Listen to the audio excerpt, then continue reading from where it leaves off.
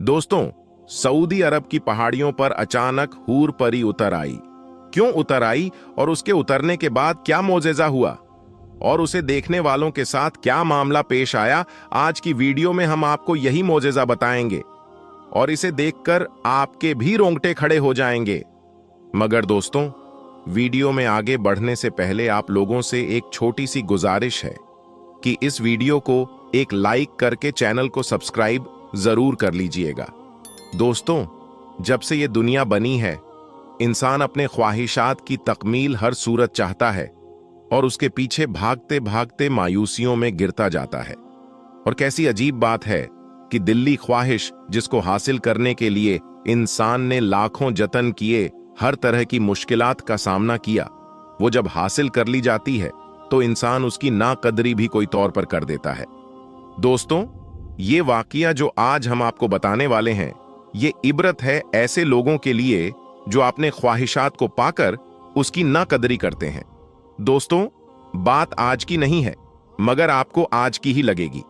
सालों पुरानी बात है। हिंदुस्तान में एक मुस्लिम शख्स जिसका नाम अली जमाल था। यह कहानी तब शुरू हुई जब अली जमाल अपनी जवानी में उम्रा करने सऊदी अरब गया। इबादत के दौरान उस पर एक अजीब कैफियत तारी रही। वो 5 वक्त का नमाजी परहेजगार नेक शख्स था। उम्रे के दौरान जियारत करते हुए सफा मारवा की पहाड़ियों पर अचानक रोशनी दिखाई दी और उसे इंतहाई खूबसूरत हूर परी का चेहरा दिखाई दिया, जो थी तो नकाब पोश, मगर उसका हुस्नो जमाल ऐसा था कि वो देखता ही रह गया। उस हूर परी के सफेद पर सराहत कर रहे थे। ये कैफियत चंद सेकंड की थी, मगर चंद सेकंड की झलक उसको दीवाना कर गई। वहां जायरीन की भीड़ की तरफ देखते हैं, उसे लगा कि ये मंजर सबने देखा होगा, मगर दोस्तों, ये मंजर शायद उसी ने देखा था। हकीकत में ये तसव्वुर की आंख में ये तो अल्लाह जानता है, लेकिन हुआ कुछ यूं कि बाकी उम्रे के अय्याम में वो बस इसी ख्याल में खोया रहा और उसका दिल किसी सूरत में चैन नहीं कर रहा था। वो उम्रा अदा करके घर वापस आया तो खोया खोया सा रहता था। घर में उसकी बस एक माँ थी। बाप का इंतकाल बचपन में ही हो चुका था। उसके लिए अपना कुल शर्माया सिर्फ उसकी माँ थी, मगर उम्र से वापसी पर वो माँ को भी वैसे ना मिला जैसे वो मिला करता था। मैं फौरन गया कि कुछ ना कुछ तो मसला है। उसने पूछा भी, मगर अभी जबान ने कोई जवाब ना दिया। उसके बाद जमाल ज्यादातर इबादत में मशगूल रहता। आधी आधी रातों को उठकर जाए। नमाज पर दहाड़े मार मार कर रोता माँ का इकलौता था। माँ को फिक्र रहने लगी। उसने ये जिक्र अपनी एक बहन से किया तो उसने एक मशवरा दिया कि बेटे की उम्र शादी की हो चुकी है, उसकी शादी कर दो, देखना वो ठीक हो जाएगा। माँ को ये मशवरा मुनासिब लगा। अली जमाल का रिश्ता तलाश करना शुरू कर दिया। अली जमाल को जब ये इल्म हुआ कि माँ इसका रिश्ता देख रही है तो उसने माँ से कहा कि माँ, मैं शादी नहीं करूंगा। माँ ने कहा, क्यों बेटा, अब तुम्हारी उम्र है और मैं तुम्हारे फर्ज से फारिग होना चाहती हूं। अली जमाल बोला, आप जरूर अपना फर्ज अदा कीजिएगा, मगर मेरे रिश्ते तलाश मत करें। माँ ने पूछा, क्या कोई और लड़की पसंद है? अगर ऐसा है तो बताओ, मैं तुम्हारी शादी वहां करूंगी। अली खाने लगा, माँ, ऐसा नहीं है, बस आप रिश्ता मत थोपे। माँ कहां तलने वाली थी। उसने फिर पूछा, बेटा, मैं तुम्हारी माँ हूं, तुम्हें माँ और आप दोनों बनकर पाला है। बताओ तो आखिर वजह क्या है? तुम क्यों रिश्ते से माना कर रहे हो या शादी नहीं करना चाहते हो? अली जमाल ने माँ से प्यार से कहा कि माँ, मैं शादी करूंगा, मगर किसी हूर से। माँ फौरन बोली, मैं समझ गई, मैं तुम्हारी शादी हूर जैसी खूबसूरत लड़की से करूंगी, तुम फिक्र ना करो। अली जमाल खामोश हो गया। अब वो माँ को क्या बताता कि वो तो सच में कोई हूर चाह रहा है। सच में हूर उसके तसव्वुर में है और वो उसके इश्क में गिरफ्तार हो चुका है और सारी सारी रात सजदों में अल्लाह से दुआ मांगता है कि ए अल्लाह, मुझे हूर आता फरमा, जिसने मेरा चैन सुकून सब छीन लिया है, मुझे दे दे। तू सब चीजों पर, हर शय पर कुदरत रखता है। बस मैं भी शादी इस हूर से करना चाहता हूं जिसका तसव्वुर तूने मेरे दिल में बसा दिया है। तू मेरी दुआ कबूल फरमा, ए मेरे परवरदिगार। दोस्तों, अली जमाल दीवानावार। दुआ में अपनी हूर परी मांगता रहा। दिन महीने साल गुजरने लगे। मां ने ढेर खूबसूरत लड़कियां ढूंढी, मगर अली जमाल इनकार करता रहा। उसे कोई लड़की पसंद ना आई। फिर दोस्तों, एक दफा रमजान का महीना था। वो ईशा की नमाज अदा करके मस्जिद में दुआ मांग रहा था कि अचानक दोबारा उस पर वही कैफियत तारी हुई। आंसुओं से चेहरा भीगता गया और वो ज़ेरे लफ्ज हूर मांगने लगा। कैसी अजीब दीवानगी थी और कैसी अजीब ख्वाहिश अली जमाल पाल बैठा था। उम्र बीत रही थी, मगर वो मोजेजा की इंतजार में था और उसे यकीन भी था कि अल्लाह ताला उसको हूर आता फरमाएगा और एक ना एक दिन उसकी दुआ जरूर सुनेगा और उसे हूर देगा। दोस्तों, दुआ मांगकर वो उसी कैफियत में मस्जिद से बाहर निकाला। अभी जरा सा आगे बढ़ रहा था कि उसे गली की एक जानिब से अंधेरे में किसी लड़की के रोने की आवाज सुनाई दी। वो मुंडा और उस जानिब चल पड़ा जहां से किसी लड़की के रोने की आवाज आ रही थी। उसने देखा कि एक नकाब पोश लड़की उस वक्त सुनसान जगह पर क्यों खड़ी रो रही है। शायद कोई जरूरतमंद हो। ये सोचकर वो लड़की के करीब हुआ और थोड़ी सी रोशनी जब उस लड़की के चेहरे पर पड़ी तो पांव से जमीन निकाल गई, क्योंकि ये तो वही लड़की थी और उसी तरह का चेहरा था जिसके इश्क में वो दीवाना हो चुका था। अली ने हिम्मत करके कांपती आवाज में उस लड़की से पूछा कि तुम कौन हो और यहां खड़ी आखिर क्यों रो रही हो। उस लड़की ने रोते हुए बताया कि मैं बेसहारा हूं और यतीम खाने से भाग आई हूं, मगर नहीं जानती कि कहां जाऊं। वो मुझे गलत कम करवाना चाहते थे, इसलिए मैं वहां से भागा और अब रात में कहां जाऊंगी। भूखी प्यासी, जेब में कोई पैसा नहीं। अली जमाल को, जहां वो पहली नजर में ही भाग चुकी थी, उसके दिल को करार महसूस हो रहा था। वो समझ गया अल्लाह ने वैसे ही नैनो नुकुश की लड़की को उसकी दुआ की नतीजा में उसे आता फरमाई है। उसने कहा कि तुम फिक्र मत करो, करीब में ही मेरा घर है। अगर तुम मुझ पर एतबार करो तो मेरे घर चलो, वहां मेरी मां है, वो तुम्हें खुशी से अपना लेगी। उस लड़की ने कहा, एतबार करने के अलावा मेरे पास और कोई चारा नहीं। फिर अली जमाल उस लड़की को घर ले आया, फिर घर लाकर उस मां से मिलवाया और सब बताया। मां ने जब उस लड़की को देखा और कहा कि परेशान मत हो, मुझे अपनी मां समझो, ये आज से तुम्हारा घर है, तुम्हारा नाम क्या है। उस लड़की ने अपनी बड़ी बड़ी आंखों से मां को देखा और एक नजर अली जमाल को और बोली, मेरा नाम हुरैन है। अली जमाल ने नकाब में ही उसे देखा था। वो अली जमाल के सामने हमेशा मुंह ढांप कर आती थी। पर्दे की पाबंद और 5 वक्त की नमाजी नेक लड़की थी। अली जमाल ने कुछ दिनों के बाद अपनी मां से कहा कि मां, ये लड़की बहुत नेक और पाकबाज है। मैं ऐसी ही हूर जैसी खूबसूरत नेक लड़की अपने खुदा से मांगता आया हूं। आप चाहे तो मेरी शादी इस लड़की से करवा दें। मां ने सुना तो बेहद खुश हो गई। बेटे का माथा चूमा, अल्लाह का शुक्र अदा किया। मां ने उसी वक्त हुरैन से बात की जिस पर उसने शर्माकर रजामंदी का इजहार कर दिया। दोस्तों, अली जमाल और हुरैन की शादी हो गई। अली जमाल ने जब पहली रात उसका पूरा सराफा और हुस्नो जमाल देखा तो सजदे में शुक्र अदा किया कि ये मेरी सोच से भी ज्यादा खूबसूरत है।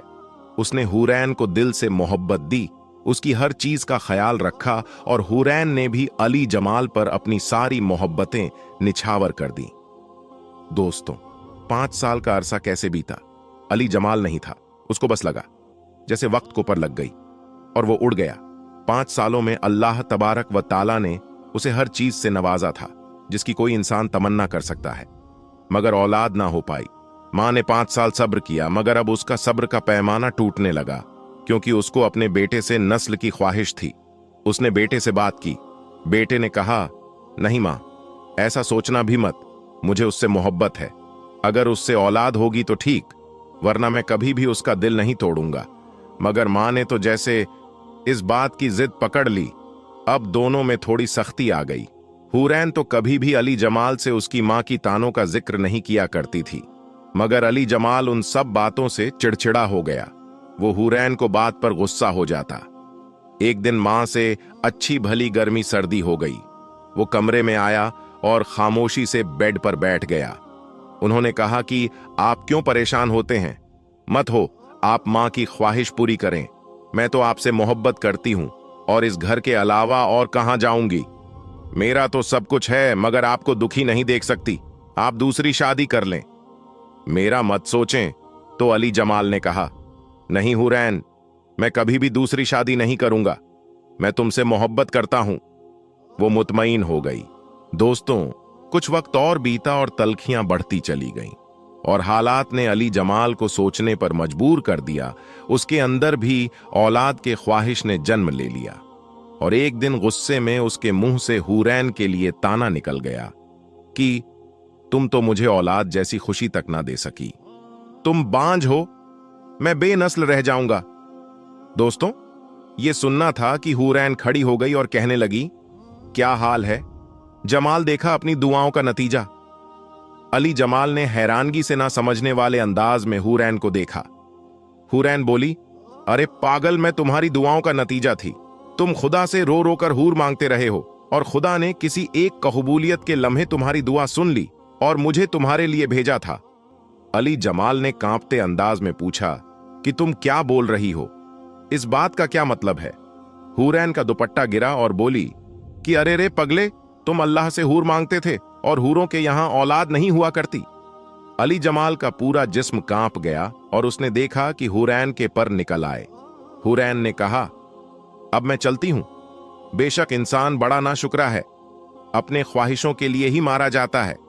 ये कहने के साथ हवा में फड़फड़ाने की आवाज के साथ नजरों के सामने से ओझल हो गई और अली जमाल पागलों की तरह देखा रह गया। ये ख्वाब था या हकीकत? क्या उसने अपनी दुआ ही को खो दिया? ना शुक्री कर दी।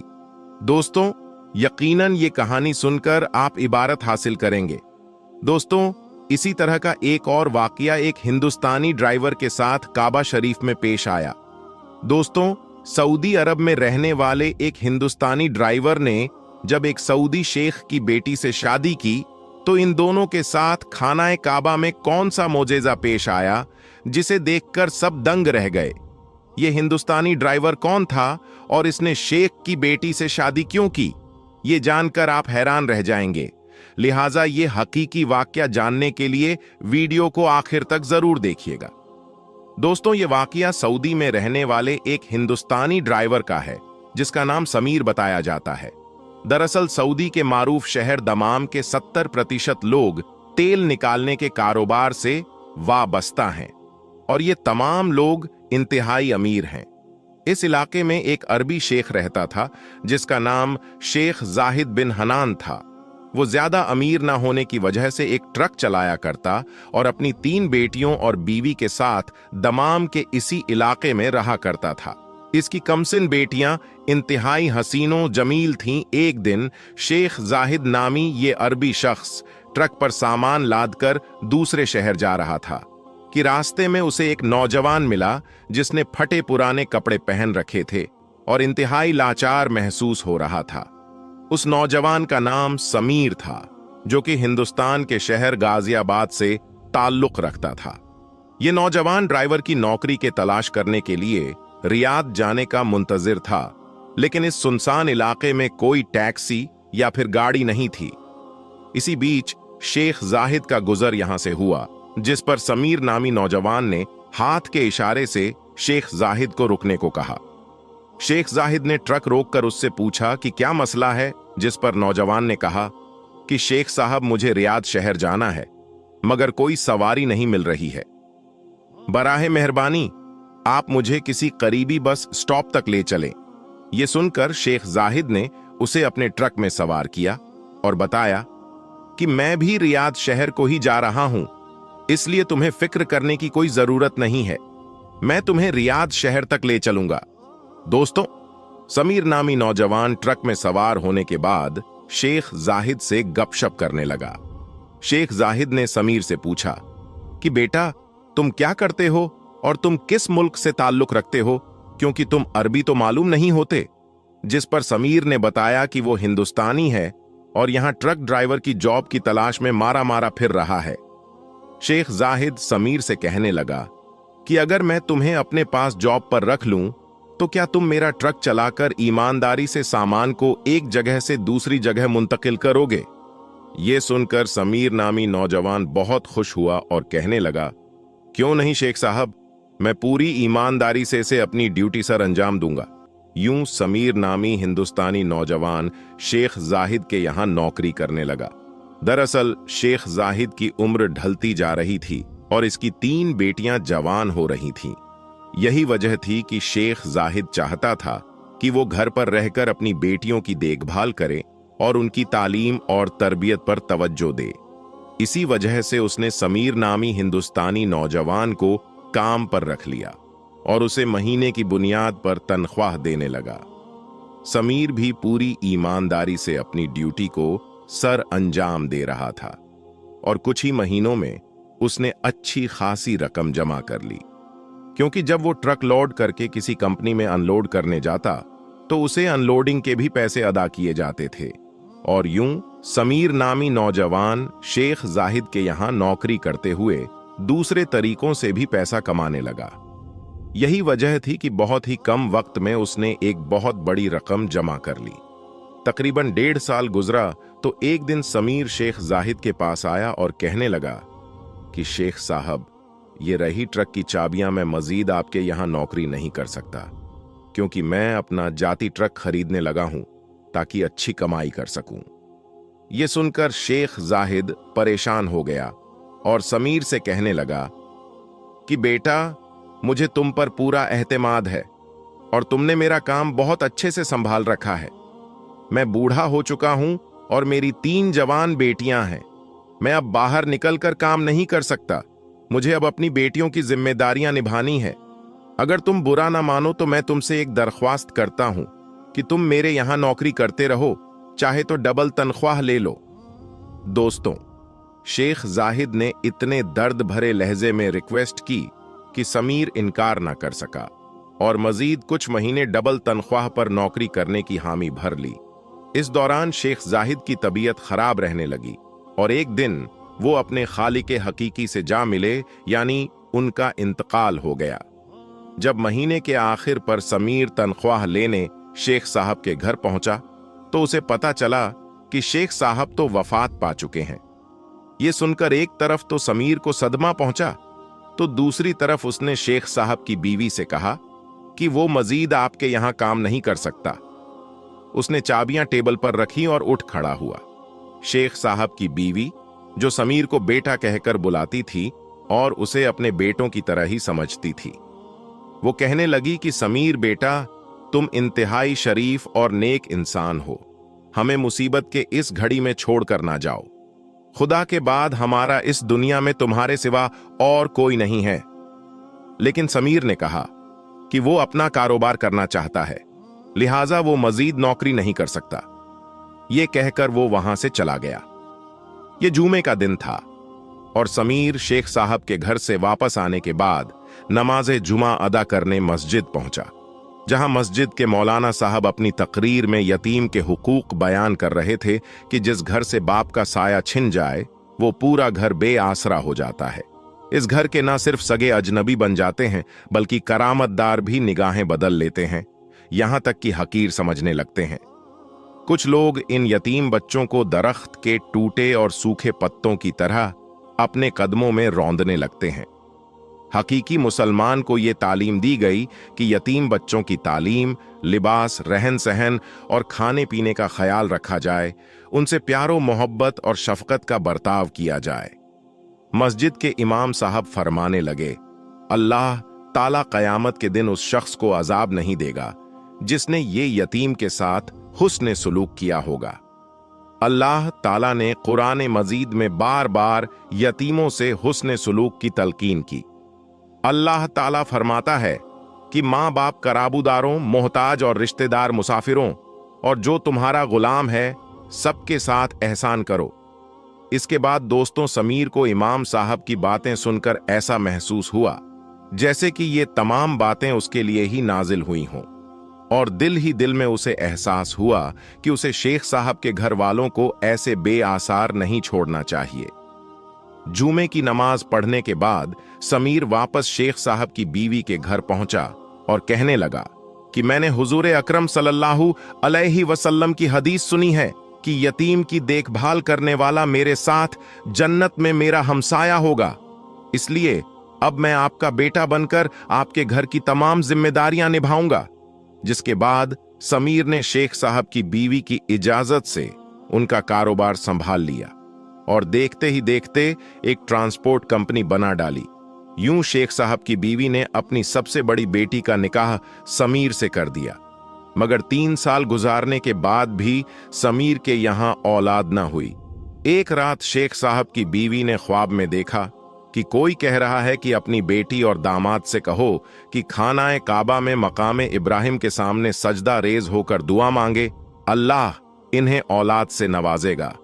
जिसके बाद शेख साहब की बीवी ने अपनी बेटी और दामाद यानी समीर को यह ख्वाब सुनाया, और जब इस ख्वाब पर अमल किया गया तो कुछ ही दिनों में अल्लाह ताला ने खुशखबरी दे दी। फिर उनके यहां बेटा पैदा हुआ जिसे आगे चलकर कुरान करीम का हाफिज बनाया गया।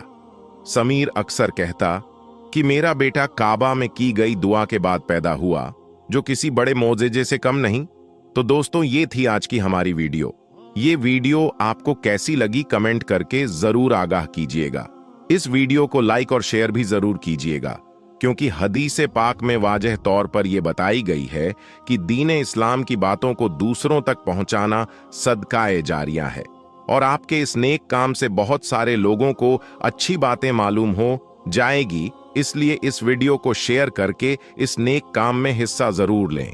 आज की इस वीडियो में बस इतना ही। हम मिलेंगे आपको अगली वीडियो में। तब तक के लिए अल्लाह हाफिज।